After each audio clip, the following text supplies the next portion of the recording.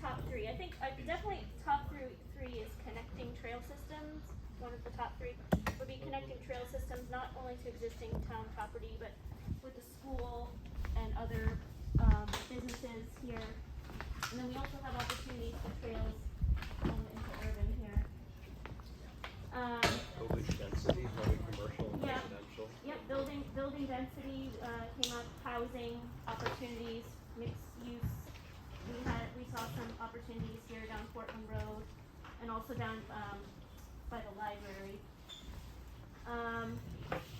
Roundabouts as we enter town, slow traffic down and provide safer walking spaces.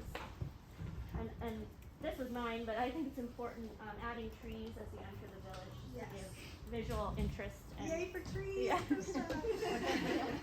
I guess those are our top ones. Did anyone want to add to that? There's a bunch here, but those are our top ones. Thank you, table one. Table two, who would like to report out for table two? I'll hold the sign, Kathy. I was gonna say I can hold it for you. Oh, I was thinking how I can hide behind it. So I guess the first thing is that none of these are really new ideas. I think we've all heard them before.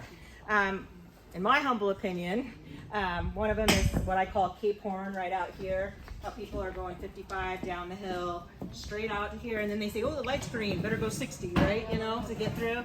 That's been designed several times, it's no secret. The Gateway project up there, we've got the canopy trees, sidewalks, you know, if you live, say, right there, you can't walk on a sidewalk to anywhere. There's no place to go.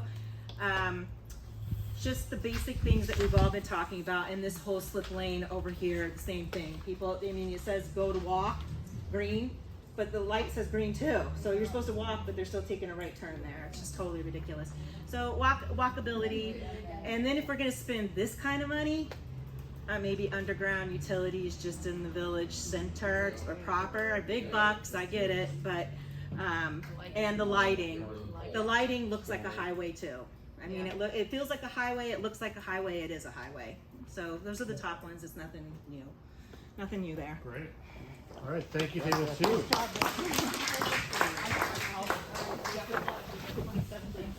Alright, so this is going to be a little longer report out than some of these. That's what happens. Let's see. Yeah, just as the other people said, more, you know, street scape improvements broadly, you know, human scale lighting, that's also dark skies friendly kind of, street trees, wider sidewalks, and perhaps a bike lane.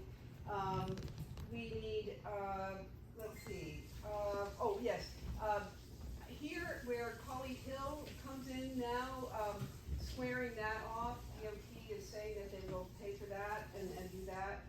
But also here at this little, the sort of tip of the triangle of the intersection of Yarmouth Road and Brown Street, squaring that off so it goes directly across to Hancock, and there isn't that weird, it forces vehicle traffic to come to a stop and make a turn, no matter which direction they're coming. And that'll slow down traffic coming down Yarmouth Road in the village as well as this traffic here. Making Brown Street one way heading towards Yarmouth. And honestly, looking at some of those slides, personally, I think we could, use paving or paving stones in a way to make that more attractive for people to just kind of walk across and feel safer. We need more parking in the village area, so we thought there were a few places that we thought that we could add some parking possibly in around here. The pink is perhaps some new residential, multi-use, new buildings that could be either residential, commercial, or multi-use. Keeping the whole village area loop trail thing going and expanding that on underground utilities, and the challenge is everything we have now. Traffic, people's habits, right? I mean, it's hard to change people's habits. When we put in that multi-use advisory lane on Hancock Street, that striping, I was told people will die, and nope, it hasn't happened yet. But it was just a hard change, and so we got to get over that hump. Thank you, table 3. All right, table 4, I see you're busy at work. They cheated. They kept coming out of the All right, well, let's hear what you've got. Yes, social choice.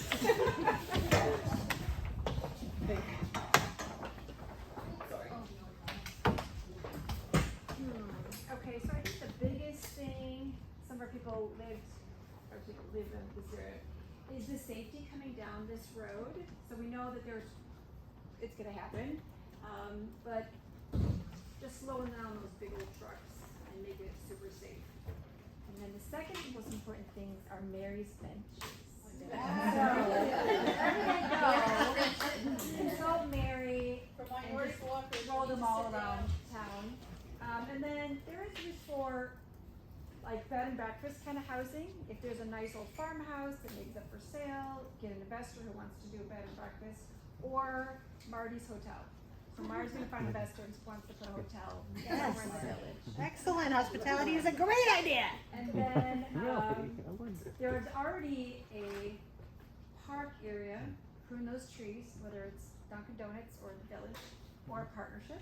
Prune the trees and make that more of a sitting area. Oh, that's Same a good thing, idea. send it to the statue. We've already got spaces for more public space, make them more friendly, more millennial friendly. And then the folk trail, we revisit the folk trail. Yeah. Fantastic. That one got a pause. So thank you, everyone. There's definitely some common themes that are emerging. You've had this conversation before, haven't you? So I think that's the challenge now is how can we expand the conversation? So I'm going to ask, you all took time out of your night, your afternoon here to come, but you need to help us get more people to engage in this conversation. So take a couple postcards when you leave tonight and tell your neighbors or friends or colleagues, and really invite them to come anytime they can during those 4 days, to help us kind of contribute to this. I think what's interesting about this is that there's kind of a lattice work of ideas between the four tables. We're going to try and start to knit those together. So when we see you back here on July 27th, we can sort of say, hey, is this what you were talking about? And kind of start to look at some options. And ultimately, we're going to create some postcards of the future for you. So you can see what this might look like in the future and start to organize around it. And I was talking with a few folks while everyone was at their tables around this. It's the plan we produce is important, but what's more important is the community that's built around the plan to actually move it forward. So I think that's where we really want to engage you and have a sincere conversation that results in something you all want to leave your grandkids or grandkids or see when you're when you live here in this community sooner rather than later. So help us get the word out, take a few postcards, and then we'll hang out if you got questions you want to mill around. I would invite everyone to take the visual preference survey if they haven't already. Green dot is you like that idea. Red dot is no, that's not for Gray. And then folks were contributing to the big idea wall in the back during our discussion. Check those out too, because it might spark another idea and maybe add to it. So Can I put stickers on those? you can put stickers on those. We have plenty of stickers. So ultimately, thank you. This is everyone's time is really valuable. I appreciate it. Well, I've just got one question on the. I think everyone. Everyone, the whole view coming into Gray, the center of Gray. What are we going to do? All kinds of ideas. Where's the DOT? Is the DOT are they becoming a partner now in looking at that? Whether a roundabout works or whatever works for modalities, obviously some things can be done, but there's still a lot of traffic. So is the DOT, did I hear it mentioned they're going to be partnering with us and really Do you want to answer that? joining us on that? Sandy answer that. Because I think that's critical. So the DOT is in the middle of planning a project for Main Street, and so they are actually in a holding pattern right now. They wanted to try to finalize the plans by the end of July, and we told them we're having this. And so they have extended that.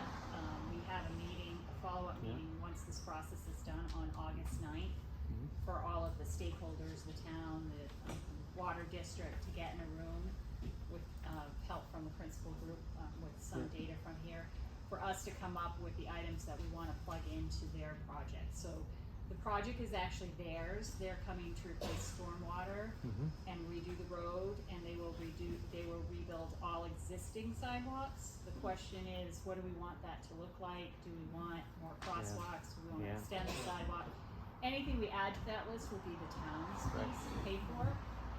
There are two outcomes. One, when we sit down with them and say, here's all the stuff we absolutely have to have, they are able to absorb that into their current timeline, and that could mean construction starts next year. If we give them a list and they say this is too big and we can't trim, then we could end up delaying the project for one cycle.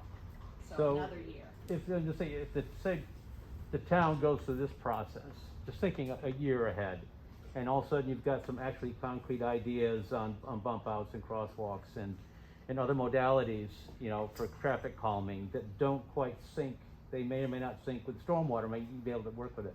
Does that mean that the DOT process may have to stall because their infrastructure may not match? It's like it may overlay with yours, it may not match what we're talking about in narrowing streets when they're gonna be putting, I mean, has that been talked about? I know what you're saying. Yeah. We've had luckily we've had already several joint meetings with them, so they kind of know what's coming. Good. So far, like throwing out, what if we made Brown Street one way? The fact that we were gonna square Polly Hill is something they were gonna do anyway. Yeah, good. So far, they haven't seen any real red lights. If we were to throw out a roundabout for the big intersection, cover your ears, Bill. Or something really big, that could still happen. Right. But this, as he just said, this is stuff that has been talked about for a really long time, so I don't think there's a whole lot of surprises. MDOT still doesn't like the idea of roundabouts, so it'll require a lot of pushing Right, I mean, and extra money. there are people in this room who, you know, would know better, but I mean, whether roundabout works at intersections, may but not, I think there are a lot of modalities you could put in an intersection to make it way more, and still accommodate the larger vehicles. And that can be they done. have just, Yeah. they have said that regardless, you know, they don't like the roundabout may not work, we are actually paying for a study, for Will's taking a look at it. Just so that we can explain to residents why it wouldn't work if that's the case. But also they've gone on record as saying, look, that intersection doesn't even meet their standards, so it's gonna be a lot safer regardless. And it's just a matter of how do we get there. Sandy, what's DOT's end goal? Just make it easier for big trucks to get through? Or We actually had that, when we had that meeting with them, we said, you know, we know our goals are not aligned. We are aligned for a certain period of time and then we split, because our goal is to make it very difficult for tractor trailers to come through. Then they'll stay on the highway and pay the toll in Gloucester, because they're losing more money coming through and having to stop 5 times for crosswalks, or not being able to use short shaker anymore because we put a weight limit on it, making them use the bypass. So there are things that we can do, and they recognize that. As far as the DOT is, they would like those trucks to stay on the MTA road because that's a different bucket of money. So they actually agree with us there, but since they aren't, their job is to get them through as quick as they can, which is not what we want. We're gonna win this vote. Yeah. DOT also has the new village program too. Yes. Right. Yeah, and it's because of what's been said tonight. I think DOT, federal, state, they're starting to change the way they look at Yeah, that lobbying started, Yeah. well, I think around when Bill Main's got I think so. Yeah. And asphalt is expensive, so if it's a road, it's on their dime. If it's green space, it's less expensive, so. No, but that's where the timing of this is exceptional if everything will line up. So that's where I think just making sure everyone's communicating and we have a good conversation. Good. You know, and, you know, I mean, some of the stuff, and you can look at it online, Freeport, the plan we just finished for downtown Freeport, the Main Street, ultimately the vision there that community came around, you know, we're engaging DOT right now on that. I think it comes to the strength of the local community's vision and how they want to push for it too. Because ultimately we've seen this with traffic engineers all throughout the country is they're looking at it sometimes in a very sort of tunnel vision sort of way. And that's, you know, that's a sort of systemic issue around that. So I think we need to kind of engage them and bring them in so they can kind of see the full scope. And, you know, when we've had success with this, it's, you know, we hit, well, here's the sort of first round of renderings or whatever. You know, folks at the DOT want to print them and put them up in their cubicles because it's like an inspirational type of thing for them to work on. And I think that's sort of a high watermark that we've been able to hit a couple times in street projects. And yeah, I think ultimately there's an interesting set of conditions here that might need to bring more unique solutions to. And that might be something engineers like to actually work on. You know, it's like how many times can you read time and signal? You know, so I think it's engaging with DOT on their terms, but also bringing them into the larger conversation. Right, and just to be clear, I mean, I have been a little bit rude about MDOT. I mean, I think they are some longitudinal preferences around training and experience around, as Russ said, getting more traffic through your town as fast as they can. But they recognize that's not good for Maine, and it's not good for Gray, it's not good for other small towns in Maine, and they know they have to change. So, we were clear with them when we met with them that, this is not the Gray of even 10 years ago.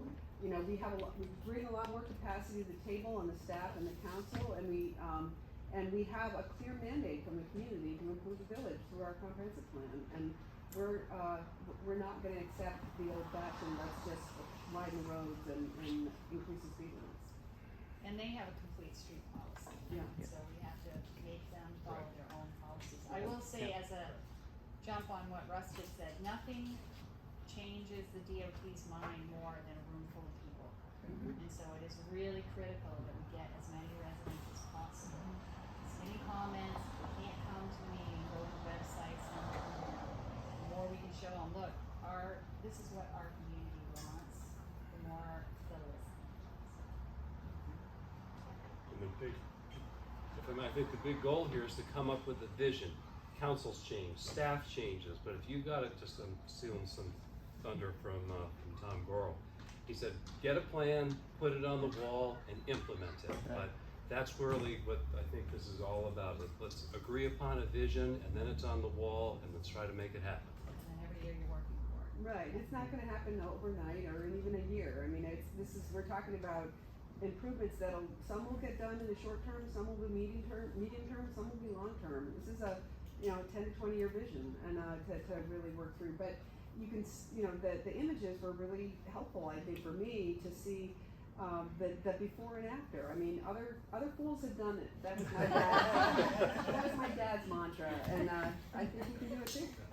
Well, I mean, when you said the trucks and the competing goals, that sparked an idea from a project over in the UK. I'm not going to show it tonight. I was going to, but I think I know the one. That's the Yeah. teaser for all of you to come back. That intersection, There's a famous handful of these intersection. projects that have been able to accommodate big truck traffic, heavy, major intersection, but also have it so that it's very friendly to humans. Yeah. So that's where I think there's a lot of shoulders we can stand on at this point to make this work. It's also little pieces at a time, and it reminds me of Doug when he did the town office. They wanted to stick a telephone pole in the front yard. And he said, no, we're going underground from the pole to the building. So just when you're redeveloping something, if you just apply those, so at least it's better, little steps at a time. Yeah. Yeah. So again, thank you everyone. We stretch our legs and we'll hang out if you want questions and all that. Great. Let everyone get out on with their evening. In England, they're lorries. They're lorries. Lorries. They're lorries.